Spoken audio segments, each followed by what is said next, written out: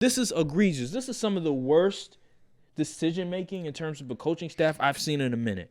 I've never seen just incompetence, just not understanding the moment, not understanding that you need to get top-level people in that organization to improve this team. I said this last week. I said this is not an ideal situation for a rookie quarterback, and I stand by that. Play the song with your heart. Play the song with your heart. At one time. Now, before we start, I understand that we have a lot of new viewers, so thank you guys for watching this video. Make sure to like, subscribe, comment down below, hit the notification bell as well, and enjoy this video. Finally. Commanders. So last week, we posted a video talking about just reacting to Dan Quinn getting hired as the new Commanders head coach. And we got a lot of pushback. A lot of people didn't like what we had to say. Well. Yeah, but let me continue real quick. A lot of people didn't like what we had to say. A lot of people disagree with our assessment of the Commanders deciding to go with Dan Quinn. I will say this regarding Ben Johnson. It is a bad look for Ben Johnson, the fact that he backed out of the Seahawks job and the Commanders job. I agree with that one person regarding that because it is a bad look. You waited until the Commanders were about to fly. They were in mid-flight coming to you to all of a sudden give him a phone call and say, hey, I'm not interested anymore. So that is a slap in the face because they put a lot of resources into that. So I agree with that person in the comment section. The only thing I agree with, everything else, you can go to hell. So here's the deal. I've heard so many things about, Dan Quinn, he's good. Look at the defenses on the Cowboys and all this other stuff. I have some stats. Oh, he learned from his ways. Oh my goodness. Like, come on, bro. Here we go. Let's go to the facts. I'd be up here 30 minutes if, oh my goodness, they trying to tell a Cowboys fan who watched Dan Quinn coach this defense for 3 years how the defense is and how the defense is better than what are you talking about, son? Like you're really, y'all are really starting to irritate me at this point because Cowboys fans will tell you like, yo, DQ is good, but he's not no savior.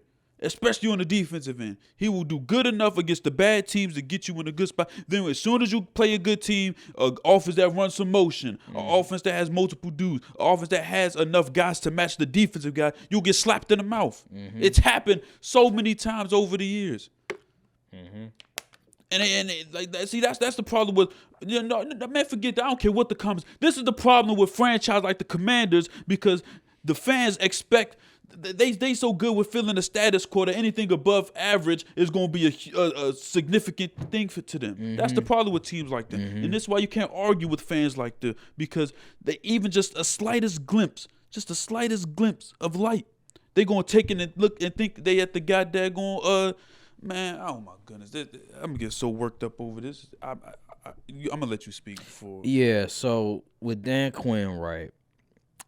Yeah, they were top 10 defensively in Dallas every year that he was the defensive coordinator. But as the head coach of the Atlanta Falcons, the first year, 2015, points against 14th. Okay, first year, that's pretty solid. 2016 rolls around, 27th. 2017, 8th. That's pretty, that's good. That's really good. 2018, the 25th. And then his last year, he was the defensive coordinator, Brian. 23rd. So let me get this straight. Out of there was 2 times where the defense was top 15 in points against. Every other time, they were in the 20s. So what does that say about Dan Quinn when it comes to a head coach and it comes to defense, when it comes to hiring the right guys as defensive coordinators for the defense? He doesn't know what he's doing. 2016, when they went to the Super Bowl, that defense was awful. It was atrocious. Did it get some turnovers? Sure. But 27 points against, 27th in the league out of 32. Why you think Tom Brady came back so easily? It wasn't just because, they couldn't, they decided to throw the ball instead of running. It's because of that damn defense. And Dan Quinn, who is known for defense, couldn't do anything. Kyle Shanahan was carrying that team. Why you think they're in the Super Bowl right now? It's because Kyle Shanahan knows what he's doing. Dan Quinn doesn't know what he's doing. Let's go. Oh, yeah. During the press conference, what did Dan Quinn say when asked by Scott Abraham from ABC7? My dog.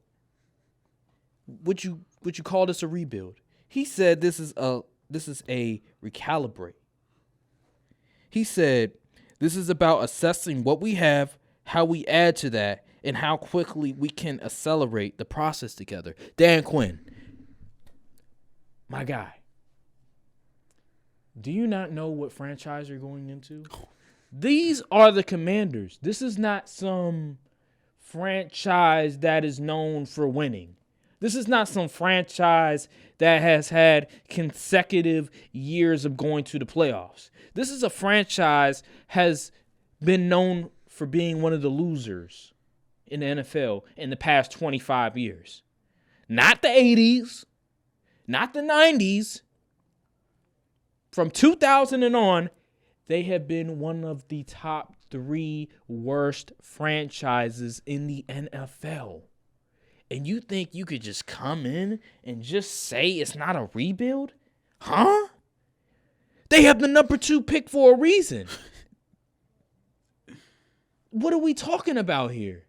Seriously. Look at the defense. Emmanuel Forbes?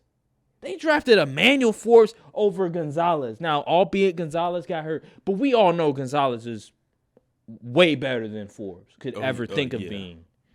What?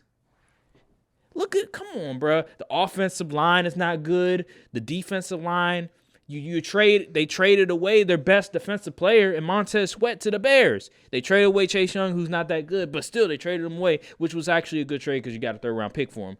Shoot, nowadays he might be only worth a 5th-round pick. But regardless, they don't have nobody on defense besides Jonathan Allen, Deron Payne, and who? Who else? Cam Curl, but I think he a free agent. Come on, bruh. Come on, they don't have nobody. So you think this is a recalibration? Come on now. Offense. Sam Howell's not good. Okay, you're gonna draft a quarterback. The receivers, they're pretty solid. But guess who you got? Kliff Kingsbury as your OC. Another thing. Stats for Kliff Kingsbury. So Kliff Kingsbury, get Kyler Murray. They were 16th in points for 13th in points for in 2020. In 2021, they were 11th. And in 2022, they were 21st. Here's the thing with Kliff Kingsbury. I saw a graphic. It was with Kyler Murray, his first 2 years, and Kyler Murray, his last 2 years. There was no growth. It was pretty much the same. You bring that guy in. I saw Dan Orlovsky criticizing him about his offense and how predictable it is and how there's no creativity. Teams are easily able to game plan against it. I saw one dude, I forgot the dude's name. It was during the Super Bowl. He was getting interviewed. I don't know if it was an exec, a coach, whoever it was. They were saying something about how the Cardinals was able to get out of a college coach, a college system. Come on, this is the OC that you got? Magic Johnson, this is the dude that you tried to convince to come to D.C.? Inexcusable. And then who's the passing game coordinator? It's not somebody from the Rams. It's not somebody from the Ravens. It's not somebody from the Packers. It's from the Eagles. Brian Johnson, who was the OC for that awful, predictable Eagles offense last year, made Jalen Hurts look like an average QB. People talking about Jalen Hurts in top 5 discussions. He was number 2 in MVP odds. To now Jalen Hurts, we don't even know if he's better than people think maybe Brock Purdy better than him now. This is who you got as your passing game coordinator. What? Did you see the routes they was running this High past school season? level. High school. And as far as I know, y'all don't got an A.J. Brown or Devonta Smith. And you don't have one of the best O-lines in the league. And you don't have a Dallas Goedert. So, and you don't have a DeAndre Swift. So, good luck with that. And think about this. The Eagles. The front Oh, y'all office, don't have a tush push either. So the front office made Brian Johnson the scapegoat. They made him the scapegoat, not Nick Sirianni. They made him the scapegoat for why the offense was that bad. So you bring him in as a passing game coordinator? This is egregious. This is some of the worst decision-making in terms of a coaching staff I've seen in a minute.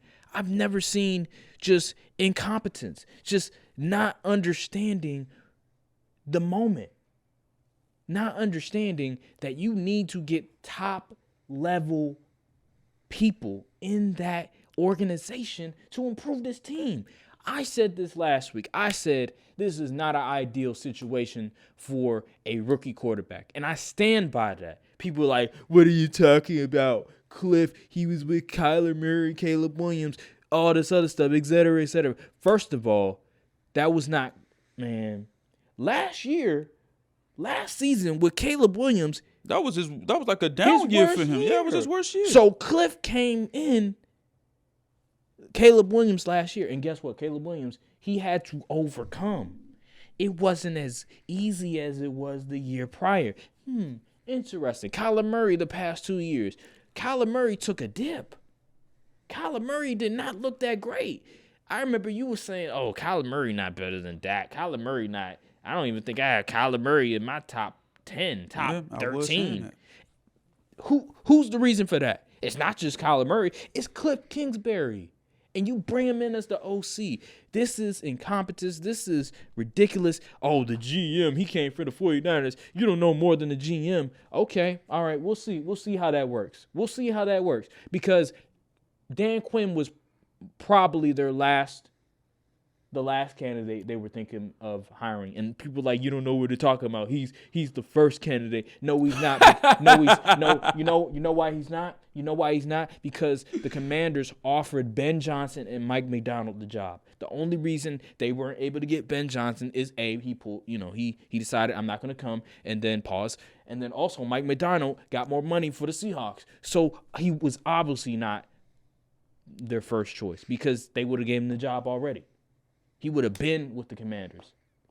Instantly. Because nobody really wanted Dan Quinn like that. There was the Seahawks, right? I forget who else. Maybe the Falcons interviewed him, but probably not serious at all. So stop playing with me. Stop playing with us, bro. We're not dumb. We're not stupid. Y'all are just biased towards this team. You are delusional. This is why I left this team.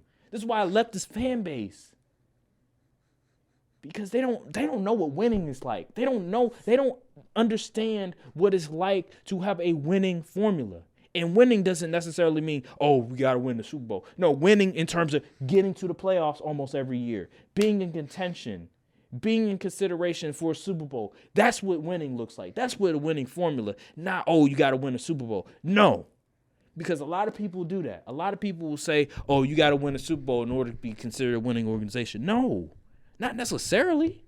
Would you say the 49ers are not a winning organization because they can't win a Super Bowl? No, you wouldn't. People look at the 49ers as the standard. Why do you think all these teams are hiring 49ers people? Yep. Because they're the standard in the NFC. So stop with all this nonsense about, oh, you have to win a Super Bowl to be considered a winning organization. Stop it. Stop it. Blows my mind. Dude, you look at Baltimore and you say, oh, man, Baltimore, they not a winning organization. Stop it. Stop that. They are a winning organization. And I guarantee you people would love to have coaches from the Baltimore Ravens on their squad. So stop all that nonsense. Stop it. They already took some. Nobody would want somebody from the Chargers on their coaching staff besides the Eagles for whatever reason. Nobody would want these incompetent, like the Panthers. Like, who would want a coach from the Panthers besides maybe the DC because he did a solid job of what he had at his disposal? Nobody wants coaches from losing teams, from bad teams, unless they're your friends. Like Matt LaFleur did with Joe Barry. Like, nobody wants to do that. That's just not how it is. Unless you're Mike Tomlin when it comes to Arthur Smith. For whatever reason. I don't understand that at all. Yeah. But regardless, y'all people need to smell the roses. Y'all people need to get back to reality. Stop being a fan and think logically. You know? I will say I do kind of like the hire of Joe Witt. That's not bad. As their defensive coordinator.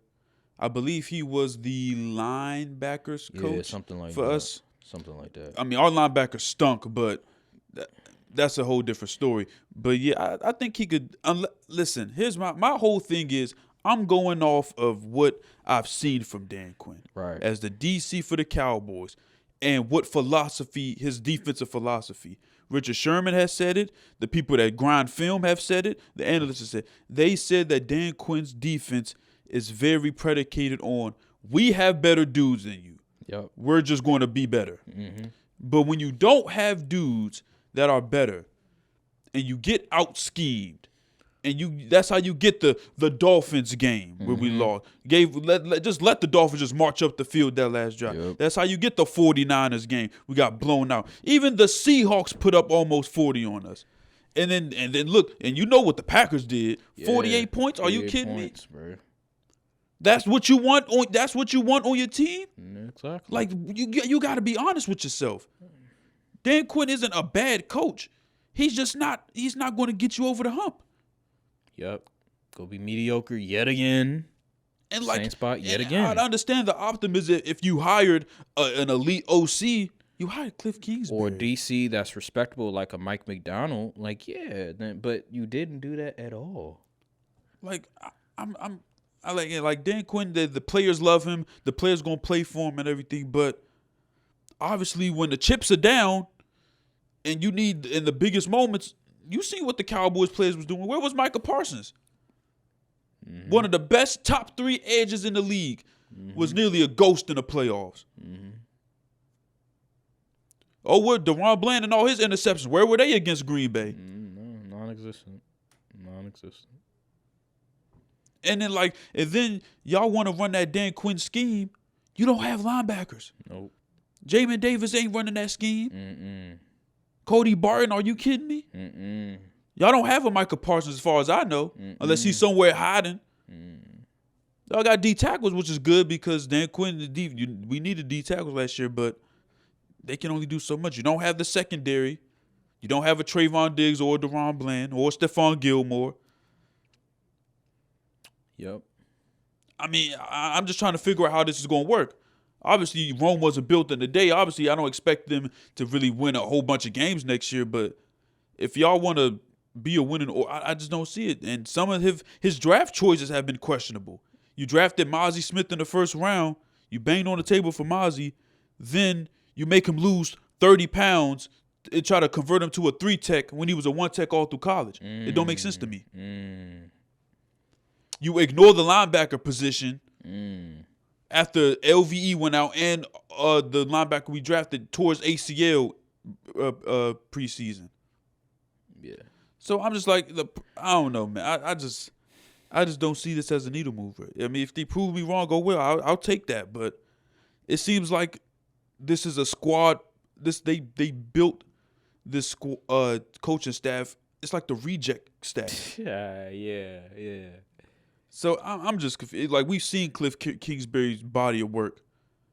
And y'all probably won't get Caleb Williams unless you trade up because Ian Rappaport came out and said that the Bears are going to need a substantial haul or generational haul, to move from that number 1 spot. So probably 2 1s, 2 2s. Something. And so you're going to have Drake May, and there's concerns about him. He got Josh Allen tendencies. And y'all know how Commanders fans get when QBs play bad or does some bone like they turned on Sam Howell. Everyone was like, Sam Howell, yeah, we got Sam Howell, we going to leave. And now like half the fan base hates him, and a half the fan base still believes in him. Mm-hmm. It's a mess over there. It is a mess. And see, here's the thing: you brought up draft picks, right? Commanders have never been historically good at drafting these past 25 years. 25 years. Not back in the 90s. How many all not pros back in the have 80s. they produced in the past decade? That's a great question. Who knows? I don't know. I don't think Trent Williams. Yeah. That's about it. I can't think of anybody else. Maybe I don't think Deron Payne got all pro. He made the Pro Bowl. Mm-hmm. But in terms of all pro, Trent Williams is about the only name I could really think of in terms of that status. And see, that's just a lack of developing, a lack of identifying talent. Now you could say that's the Snyder era, but I'm gonna have to see who are the scouts. Are the scouts that were there in the previous regime still there now? Matter of fact, I need to look that up. And the thing that blows my mind is how excited they were about the Brian Johnson acquisition. Mm-hmm. I'm like, why? Were we not watching the same games? No, we're not. Like, I was very confused about that. Why people were so? I was like, if I was a command, I would be pissed. What do you mean we got Brian Johnson? Did you see what his offense looked like? Mm-hmm. Oh, but he's the pass game coordinator. Look at the routes they was running. A.J. Brown was running the same 3 routes. Yeah. All on one side of the field. Yeah. Devonta Smith, his route, he can run every route in the route tree. We ain't seen that. Mm-hmm. I don't know. I really don't see the light that these Commanders fans are seeing. Y'all might got a little bit too much Ashburn syndrome. Yeah, that's probably what it is. And people want to say, oh, we don't know what we talk about, buddy. You don't know me in real life. Trust me, I'm more qualified than you ever will be. I've been on the grounds. I've been in the buildings, been in the locker room. You can ask about me around there. Trust me, I'm telling you this, that you better go somewhere else with that. And then someone in the comments said, he said, oh yeah, Cowboys defense will be trash. I'm like, buddy, we just got a defensive coordinator better than Dan Quinn. Mike Zimmer is better than Dan Quinn as a defensive coordinator. Head coach, that's debatable. I guarantee you the Cowboys defense will look better towards the end of the year and against top level teams than they did in the Dan Quinn era. I guarantee you that. So good luck, hey Commander. You know what, Commander? You know what? Give you a round of applause, man. Y'all got the coach y'all wanted. Man, y'all should easily win like 9 games, right? Right. The way y'all talking, y'all happy. I'm expecting 9 wins from y'all. At least. Y'all love Dan Quinn. You love Kingsbury. You love Brian. Hey, congratulations. Hey, you going to get your QB in the draft. Hey, man, I'm expecting big things from y'all. No, y'all better not be at the bottom of the division again. He's being sarcastic, guys. He knows damn well they ain't going to do shit. Hey, man, I'm giving them the same energy. Hey, if y'all believe in them Commanders like that, then hey, I'm going to believe with you. But I will be there to celebrate your downfall when it happens. Hold on, bro. Imagine being in a group chat with 3-4 Commander fans. Oh, man. Only one of them is really like Ashburn syndrome, though. Yeah. The others are pretty tame. Yeah, pretty much. Yeah, you're absolutely right about that. That's all I got to say about this Commander's foolishness. Look, cold world, still a cold world. And a couple of y'all is cool, but we a little more thorough. Whole time, a little more girls. You know I spit that 6 shit and it's still no cure. Hold up.